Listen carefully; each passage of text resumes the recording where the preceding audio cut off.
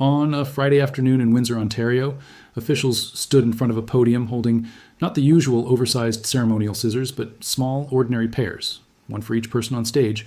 It was a strange, almost accidental detail, but it summed up the entire mood of the day. This was supposed to be a joint celebration between two countries. Instead, it was a solo act. No American flags, no American officials, just Canadians, standing beside a 6-lane, 1.5-mile bridge that had taken more than 2 decades to plan and 8 years to build, cutting the ribbon on their own. That bridge is the Gordie Howe International Bridge, and the story of how it opened and who gets paid from it has become one of the strangest flashpoints in the entire U.S. and Canada relationship under Donald Trump's second term. Because on paper, this should have been simple. A new bridge connecting Detroit, Michigan to Windsor, Ontario. A hockey legend's name on the side. A ribbon cutting with flags from both countries. Instead, it became a public argument over who paid for what, who owns what, and most explosively, who gets the money first. The title of this story writes itself because it's almost exactly what happened. Trump wanted a cut of the bridge's money. Mark Carney, Canada's Prime Minister, told him, publicly, repeatedly, and through his own infrastructure minister, that Canada gets paid first. Not eventually, not maybe, first. And to understand why that single word, first, became the center of an international dispute, you have to go back to where this bridge came from in the first place. Windsor and Detroit are separated by less than a mile of water, the Detroit River, but they are two of the busiest border crossings on the entire planet. For decades, nearly all of that traffic funneled through one aging, privately owned span, the Ambassador Bridge, built in 1929. By the early 2000s, both Canadian and American officials agreed that North America's busiest trade corridor needed a second modern crossing. That idea eventually became the Gordie Howe International Bridge, named for the Saskatchewan-born hockey legend who spent decades starring for the Detroit Red Wings, a name deliberately chosen because Howe himself was seen as a living bridge between the two countries, beloved on both sides of the border. Here's the detail that matters most, the one that everything else in this story hangs on. Canada agreed to pay for the entire bridge. Not half, not a shared cost split down the middle. All of it. Under a formal agreement signed in 2012 between Canada and the state of Michigan, an agreement later endorsed by Donald Trump himself during his first term in office, Canada took on the full construction bill. In exchange, Canada would collect 100% of the toll revenue from the bridge until its investment was fully recovered, plus interest. Only after that debt was completely paid off would revenue begin splitting evenly between Canada and Michigan. According to Yahoo News, Canada, that payback period was expected to stretch across roughly 50 years. The exact price tag on the bridge depends on which source and which point in the project's long timeline you're looking at.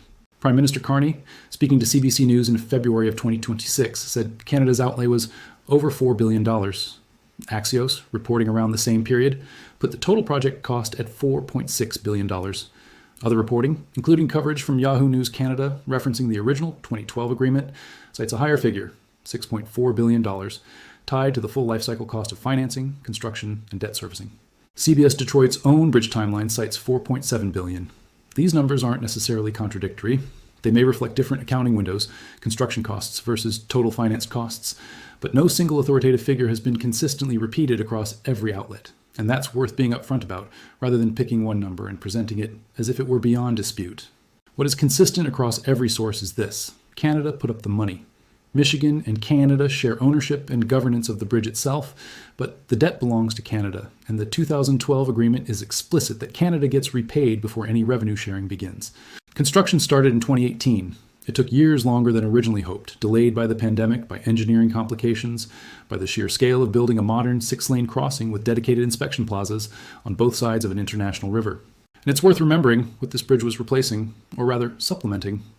For nearly a century, almost all commercial and passenger traffic between Windsor and Detroit had funneled through a single privately owned span, the Ambassador Bridge, built back in 1929.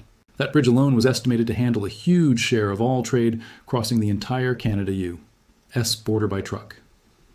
Both governments, for years, described that level of dependence on one aging, privately controlled crossing as a genuine economic vulnerability, which is part of why building a second publicly governed bridge became such a long-standing bipartisan priority on both sides of the border in the first place. That bipartisan history matters here, because it undercuts the idea that this was ever a purely partisan project that one side could unilaterally rewrite. CNN's own analysis of the dispute pointed out that Trump himself, back in 2017 during his first term, issued a joint statement with Canada's then Prime Minister, Justin Trudeau, in which the two leaders explicitly called for the bridge's expeditious completion. In other words, the same president now describing the funding arrangement as a bad deal from a previous administration had, years earlier, publicly championed the project, moving forward under those same underlying terms. There was also a security and staffing dimension to this that got less attention, but still shows up in the reporting. Axios noted that photographs from Detroit in June of 2026 showed closed U.S. Customs and Border Protection booths at the Gordie Howe crossing, even as the bridge structure itself was essentially complete. Around that same period, Homeland Security Secretary Mark Wayne Mullen said publicly that his department was prepared to help facilitate trade and travel once the bridge opened, a comment that, in context, reads almost like reassurance aimed at calming nerves about whether the American side of the operation would actually be ready on time, separate entirely from the financial dispute playing out over tolls. By early 2026, the bridge was finally genuinely close to done, and that's exactly when things started to go sideways. In February of 2026, with the opening approaching, Donald Trump posted online threatening to block the bridge from opening at all, unless, in his words, the United States was fully compensated for everything we have given them, a line reported by Axios in its coverage of the growing rift. It was a striking claim, because by every available account, the United States hadn't given very much toward this bridge financially at all. Michigan held partial ownership and governance rights, yes, but the money, the actual billions of dollars that built the thing, came from Canada. That threat set off an immediate scramble. Michigan's governor, Gretchen Whitmer, pushed back hard, vowing that the bridge would open one way or another, according to Axios, and stressing how critical the crossing was to the state's auto industry and its workforce. Whitmer's spokesperson told Axios the governor was still looking forward to attending the ribbon cutting, a small detail that, in hindsight, turned out to be more hopeful than accurate. Carney, for his part, didn't fight this out in public first. He picked up the phone. Speaking to reporters afterward and confirmed by CBC News, Carney said he called Trump directly and walked him through the actual structure of the deal, that Canada had paid for construction in full, that ownership of the bridge is shared between the government of Canada and the state of Michigan, and that, contrary to some of the claims swirling around online about the bridge being built entirely with Canadian steel to spite American industry, both Canadian and American steel and labor had gone into building it. Carney also used that call to raise the broader trade relationship, including ongoing friction over the Canada-U.S.-Mexico trade agreement, known as CUSMA. Around the same time, Trump's own trade representative, Jameson Greer, gave an interview to Fox Business in which he said there would be, in his words, a negotiation specific to the bridge, suggesting the American side wanted some kind of cut of the toll revenue Canada was set to collect. That's a significant detail, because it shows this wasn't just a one-off Trump social media outburst. There was an actual policy push behind it, coming from Trump's own trade office, aimed at renegotiating who profits from a bridge Canada had already built and paid for. The White House, when asked about the bridge threat by reporters, didn't walk it back. Instead, a White House statement described it as, in essence, another example of Trump putting America's interests first in his dealings with Carney, language that framed the threat not as an overreach but as standard negotiating posture. For a while, it looked like this dispute might actually delay the bridge opening outright. A ribbon-cutting ceremony originally planned for early June of 2026 was postponed. According to CBS Detroit, the Windsor-Detroit Bridge Authority, the body overseeing the project, said at the time that the two countries needed more time to work through what it called outstanding issues. Notice that phrase. Not engineering issues, not construction delays. Outstanding issues, plural, between two governments over a bridge that was otherwise structurally ready to open. Behind the scenes, negotiators kept working, and eventually the two sides landed on what's been described in reporting as an agreement in principle. Under that framework, both countries committed to taking, in the language of the agreement itself, all actions necessary to open the bridge to commercial and passenger traffic on or before July 27th, and to hold some kind of joint ceremonial opening event no later than August 3rd.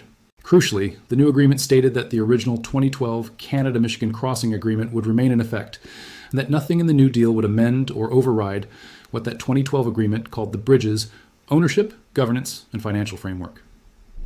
In plain language, the new deal was supposed to sit on top of the old one, not replace it. Canada still gets paid back first. That was the understanding, at least according to how Canadian officials described it publicly. But almost immediately, cracks started showing again. As July began, trade tensions between the two countries flared up over an entirely separate issue. Accusations from the Trump administration that Canada was discriminating against American automobiles, along with certain OEU, Hess alcohol and dairy products. In response, the administration announced a 50% tariff on a range of Canadian goods. That announcement landed just days before the two countries were supposed to hold their joint bridge opening ceremony. The tariff announcement itself wasn't a small symbolic gesture. A 50% tariff on a range of Canadian goods is the kind of number that shows up in boardrooms and government budget forecasts, not just in headlines. For a trading relationship that, according to the Michigan Congressional Delegation's own February letter, moved more than $660 billion in goods across the border in partial 2025 figures alone, a tariff at that scale represented a serious escalation, not a rhetorical shot across the bow. It landed on autos, alcohol, and dairy specifically, three categories where Canadian and American producers compete directly, and where retaliatory tariffs, if Canada chose to respond in kind, could ripple through supply chains on both sides of the border almost immediately. Canada's response to the ceremony question, at least, was blunt. According to reporting from the Detroit News, a planned joint ribbon-cutting event scheduled for July 24th between Canadian and American officials on the Windsor side of the bridge was scrapped entirely. An email sent from the Windsor-Detroit Bridge Authority to at least one U.S. elected official confirmed the cancellation, stating simply that in light of the trade action threatened by the United States, it would be inappropriate to proceed with a celebratory event between the two countries. Canada's Infrastructure Ministry, in its own statement, said it remained committed to the bridge itself opening on schedule. The politics were being separated from the engineering, so Windsor held its own ceremony alone on July 24th. Thousands of residents showed up. According to the Detroit News, the mood on the ground was closer to a neighborhood block party than a somber diplomatic standoff, people cheering, smiling, counting down the days until the crossing officially opened to traffic. But the political subtext was impossible to miss. Press materials distributed that morning were labeled Inauguration 2026 rather than Celebration, a small wording change that reporters at the Detroit News noted as a clear departure from how the event had originally been billed.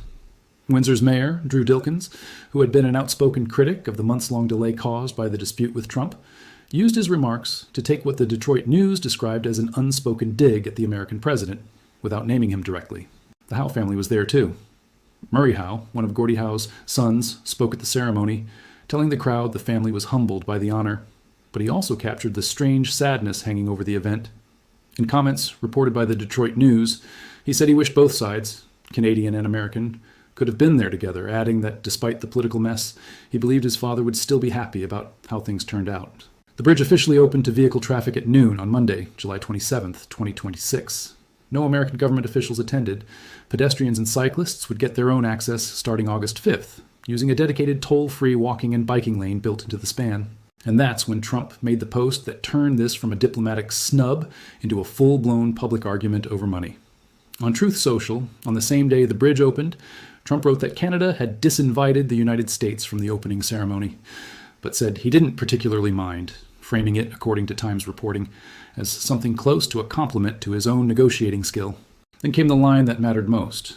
Trump wrote that the original deal on the bridge, the one negotiated back in 2012, had been, in his words, terribly negotiated by a previous administration, and that it no longer stands. He wrote that the terms had been changed, so that the United States now gets 50% of the profit. That is a dramatically different claim than what the 2012 agreement, or the new agreement in principle, actually described. And Carney did not let it stand unanswered.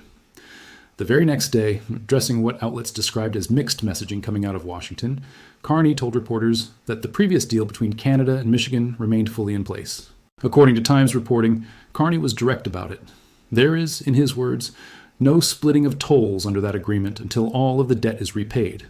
Not 50-50 from day one, not immediately, only after Canada's investment, that $4 to $6 billion plus construction debt, depending on which figure you use, is completely recovered.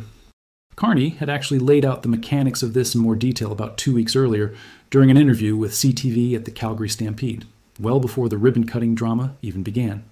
As reported by the Detroit News, Carney told CTV that the word net was doing a lot of work in how people were misunderstanding this deal. He explained the order of operations plainly. Canada collects the toll revenue. Then the costs of servicing and paying down the bridge's debt come out of that revenue. Whatever is left over after that, the actual net revenue, gets split for a period of 15 years, with the American share directed specifically into economic development projects on the Michigan side of the border, something Carney argued would help drive more traffic to the bridge over time, benefiting both countries in the long run. Canada's Infrastructure Minister Gregor Robertson backed up Carney's version publicly as well. Asked directly about Trump's Truth Social claims at the Friday ribbon cutting, Robertson told reporters, in comments carried by Yahoo News Canada, that both the original Canada-Michigan crossing agreement and the newly negotiated agreement in principle remained unchanged from Canada's perspective. He described the new arrangement not as a fundamental renegotiation, but as what he called a short-term collaboration around sharing the net revenue. While the long-term structure, Canada being paid back over that roughly 50-year window, would still hold. Robertson added that Canada didn't expect the net revenue in those early years to amount to much anyway, given how much upfront cost the bridge still carried in its first years of operation. So you have two completely different public stories running at the same time. Trump saying the U.S. now gets 50% of the profit outright, framing it as a total renegotiation of a bad old deal. And Carney's government saying almost the opposite, that Canada still gets paid back first, that any American share only applies to leftover net revenue after Canadian debt payments, and only for a defined 15-year window on top of an unchanged 50-year repayment framework. Now here's the part of this story that deserves to be said honestly rather than smoothed over, because a good analysis doesn't just pick the version that sounds more satisfying. According to Yahoo News Canada's reporting, the actual written text of the new agreement in principle, the legal language itself, not the press statements around it, reportedly states that Canada will make payments to the United States. That detail sits awkwardly next to Carney and Robertson's public framing that nothing has fundamentally changed. It's not necessarily proof that Trump's version is correct, but it is a real discrepancy between what officials are saying out loud and what the underlying document appears to say, and it hasn't been fully reconciled in public reporting as of this recording. If anything, it suggests this dispute is not entirely settled. It may just be paused, with both sides claiming victory using selectively different parts of the same document. There's also a political dimension to this that goes beyond one bridge. This entire episode landed in the middle of a much longer stretch of tension between Washington and Ottawa. Since returning to office, Trump has repeatedly floated the idea of Canada becoming the 51st U.S. state. Comments that Canadian officials, including Carney, have had to publicly address and push back on more than once. Back in February, as the bridge threat was first unfolding, a group of Michigan's own Democratic congressional delegation sent a formal letter to Trump, obtained and cited in reporting tied to Senator Gary Peters' office, warning that his comments were putting years of bipartisan work on the bridge at risk. That letter pointed out that Canada remains one of America's largest trading partners, with more than $660 billion in goods crossing the two countries' shared border in partial 2025 figures alone, and that no state benefits from that relationship more directly than Michigan itself. It's also worth remembering how many times the same basic argument has played out before, in different forms, since Carney became prime minister. Carney's very first Oval Office visit with Trump took place in the spring of 2025, not long after Carney had won an election fought largely on the question of how to handle pressure from Washington without simply capitulating to it. Since then, the pattern has repeated in different shapes. A tariff threat here, a territorial comment about Canada becoming the 51st state there, each time followed by some form of public clarification or walkback once the actual terms of a deal or the actual ownership of an asset get spelled out in detail. The bridge dispute fits that same shape almost exactly. A sweeping public claim about who controls what, followed by a much narrower, much more conditional reality once officials on the Canadian side lay out the fine print. That's the backdrop that makes the bridge fight feel bigger than a single infrastructure project. It's not really about a bridge, it's about a broader pattern. New tariffs on Canadian autos, alcohol, and dairy, unresolved friction inside the CUSMA trade framework, repeated rhetorical jabs about Canadian sovereignty, and the bridge became the most visible, most symbolic place where all of that friction played out in public. Because unlike a tariff schedule or a trade negotiation happening behind closed doors, a bridge opening is something you can see. You can watch the ribbon get cut. You can watch who does and doesn't show up. And people did watch. Online reaction to Trump's Truth Social claim was heavily critical, particularly from commenters pointing out, accurately, according to every financial account of the project, that Canada had shouldered the entire construction cost, while the United States, under the new claim, would receive half the profit for essentially no capital investment. One widely shared comment beneath Global News' coverage summed up the math bluntly. The U.S. getting half a bridge for free, while Canada pays all the bills. Whether or not you think that framing is fair, it reflects how the financial structure actually reads on paper based on every dollar figure reported across CBC, CNN, Axios, and the Detroit News. There's a public opinion dimension worth including here too, because it shapes how much political room either leader actually has to compromise further. Coverage of the dispute noted a wave of public reaction directly beneath news stories about Trump's Truth Social claim, much of it from Canadian readers frustrated by the idea that a country which had financed the entire project alone would now be expected to hand over half its profits without having recovered its own investment first. Some of that reaction, understandably, was openly skeptical of Trump's framing, given that every financial account of the project, from Carney's own public comments to independent reporting across CBC, CNN, and the Detroit News, consistently describes Canada as the sole financier of construction.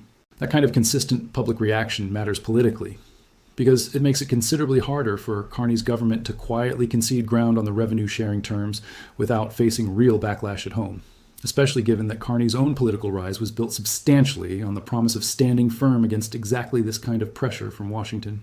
There's also the question of what happens next, procedurally, inside Canada's own government. According to Yahoo News Canada, the House of Commons Government Operations Committee was set to meet the following week, specifically regarding a request tied to this dispute, a sign that this isn't purely a war of social media posts and press conferences. There's an actual parliamentary process now looking into the agreement, which suggests Canadian lawmakers themselves want more clarity on what was actually signed and what it actually commits Canada to paying, before accepting either Trump's version or Carney's version as the final word.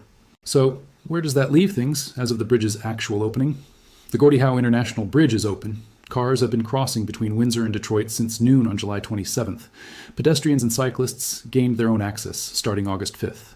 The physical achievement, a 6-lane, mile-and-a-half international crossing, 25 years in the making according to Windsor's own mayor, is real, finished, and functioning, regardless of who ends up profiting from it. But the financial and political dispute hanging over it is not fully resolved. Trump has publicly claimed a 50-50 profit split effective immediately. Carney and his infrastructure minister have publicly insisted Canada still gets repaid first, with any American share limited to leftover net revenue for a defined 15-year stretch. And buried inside the actual legal text of the new agreement, according to Yahoo News Canada's reporting, there's language that appears to promise the U.S. some form of payment from Canada, a detail that doesn't cleanly match either side's public messaging, and one that Canadian parliamentary committees now appear to be examining more closely. It's also worth stepping back and asking why a single bridge became such an effective flashpoint for this entire relationship in the first place, when so much of the broader U.S. Canada trade dispute involves far larger, far more abstract categories: tariff schedules, trade agreement clauses, supply chain rules that most people will never read in full. The answer is probably that a bridge is something people can actually picture. It's concrete, literally and figuratively. Everyone understands what it means for a country to pay for something in full and then be told, after the fact, that someone else is entitled to half the profits from it. You don't need to understand the details of CUSMA or the mechanics of a tariff schedule to have an opinion about that. It's the kind of dispute that translates instantly, which is probably exactly why it generated so much public attention compared to other, arguably more economically significant pieces of the broader trade relationship between the two countries. There's also a longer-term question hanging over all of this that none of the reporting so far has fully answered. What happens after that 15-year window on shared net revenue expires? According to Carney's own description of the arrangement to CTV, the profit-sharing piece of the new agreement is explicitly temporary, tied to a 15-year term, while Canada's underlying debt repayment framework is expected to stretch across roughly 50 years. That means, on Carney's telling, there could eventually be a multi-decade stretch where Canada is still recovering its original investment, but no longer sharing net revenue with the U.S. at all once that shorter window closes. Whether that's actually how the final legal language will be interpreted years from now, especially given the apparent discrepancy Yahoo News Canada flagged in the agreement's payment language, is something that likely won't be settled by public statements from either leader. It may ultimately depend on what the written agreement says, once all sides stop describing it in press conferences and start relying on the document itself. To be direct about what's verified and what isn't before wrapping up, the dollar figures for the bridge's total cost vary meaningfully depending on the source, from around $4 billion to $6.4 billion, and no single number has been consistently confirmed across every outlet covering this story. Trump's specific claim of an immediate 50% profit split has been directly disputed by Canada's Prime Minister and Infrastructure Minister, and is not supported by the publicly available framework of either the 2012 agreement or the new agreement in principle, as those officials have described it. At the same time, the reported existence of payment language favoring the U.S. inside the actual agreement text is a real cited discrepancy that hasn't been publicly clarified by either government and deserves to be treated as unresolved rather than dismissed. This story draws on reporting from CBC News, CNN, Axios, the Detroit News, Yahoo News Canada, Time, CBS Detroit, and Global News, each of which cover different angles and different moments of this unfolding dispute. There's one more layer of context worth adding, because it explains why Michigan's political leadership has been so vocal throughout this entire dispute, even though the fight itself is technically between Ottawa and Washington. Michigan isn't a passive bystander here. It's a co-owner of the bridge, and its economy is more tightly woven into cross-border trade with Canada than almost any other state in the country. That February letter from Michigan's congressional delegation didn't just cite the overall $660 billion trade figure between the two nations. It specifically noted that for the first 11 months of 2025, Michigan's own trade with Canada represented a substantial share of that total, underscoring just how much the state's auto manufacturing base, in particular, depends on smooth, predictable cross-border movement of parts and finished vehicles. That's part of why Governor Whitmer was so quick to publicly insist the bridge would open regardless of the diplomatic drama, and why her office kept signaling, right up until the ceremony was canceled, that she intended to personally attend. For Michigan, this was never really an abstract argument about tolls decades from now. It was about whether a piece of infrastructure critical to the state's own manufacturing economy would open on schedule, and whether Washington's broader fight with Ottawa would end up delaying a project Michigan itself had been waiting on for years. It's also worth noting how the physical rollout of the bridge was staged, because the phased opening tells its own small story about caution on both sides. Vehicle traffic began first, at noon on July 27th, giving officials time to monitor how the new crossing handled real commercial and passenger volume before opening it further. Only afterward, starting August 5th, did the dedicated pedestrian and cyclist lane open, giving walkers and cyclists toll-free access to cross the Detroit River on foot or by bike for the first time using this particular span. That kind of staggered rollout is fairly standard for major infrastructure projects. But in this case, it also meant the bridge was, quite literally, easing into full operation during the exact same week that Trump and Carney were publicly disagreeing about who would ultimately profit from it. Engineers running structural checks on one side of the story, lawyers and press secretaries arguing over percentages on the other. What's left, then, is a bridge that stands finished over the Detroit River, connecting two cities and two countries that, at least for now, can't fully agree on who's actually paying whom. Windsor cut its ribbon alone. Detroit's side of the crossing opened without a single U.S. official present. And somewhere in the gap between a Truth Social post claiming victory and a Canadian Prime Minister insisting nothing has changed, the actual terms of who profits from the Gordie Howe International Bridge remain genuinely up for interpretation. So here's the real question worth sitting with. When one country pays the entire bill for a piece of shared infrastructure, and the other country later demands a cut of the profits after the fact, what do you think a fair resolution actually looks like? And do you think either side, Washington or Ottawa, is likely to fully back down from the version of the story they've already told the public? Let us know what you think in the comments. Thanks for watching, and we'll see you in the next one.